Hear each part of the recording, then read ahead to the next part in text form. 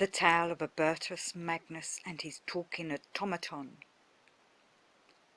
Now Albertus Magnus was a man of God, of science, and of magic, or so it was said. To him his magic was but a science, an amalgamation of divine study, spiritual investigation, and awareness of the properties of the stars. With astrological and astronomical understanding, he knew when to plant seeds, grow wisdom, and create new life. With the sun opposite the moon and the stars aligned to a certain precession, he knew that he could create an automaton, a half-man. Now this automaton man was full of wisdom and predictions, so Albert had to keep him secret. But when he was out one day, a student of his did visit, the young Thomas Aquinas. Unaware his master was out, or that the robot was in, young Thomas entered the room and called out, and was stunned to hear not the Magnus's voice, but an unfamiliar voice that resonated chilling into his bones. He looked around but could see nobody.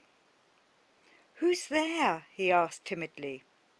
"I am," replied the voice, and young Thomas still could not see anybody, and wondered if it was the voice of God. The mechanical voice did laugh and said, "No, not God, but it is I, over here." Thomas turned to the voice and was stunned to see the mechanical statue, and asked how it spoke. "I am animated." "But you are but metal," the bewildered Thomas replied.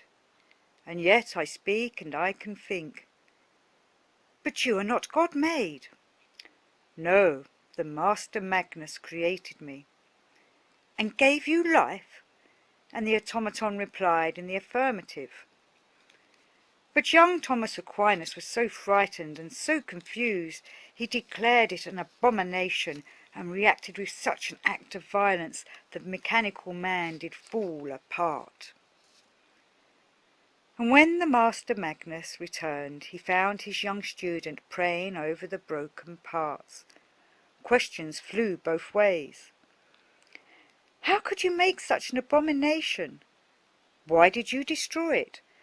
Surely this is devil's work. Why do you not understand my work? Why such a frightening contraption?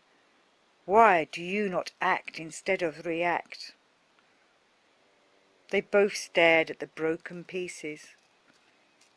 "Can you make another?" asked the student. The master shook his head. To create this special device, the stars had to be aligned in a certain way, and that way will not come again for 1,000 years. Together they buried and blessed the soul of the automaton that Albertus Magnus had created, and they never spoke of it again.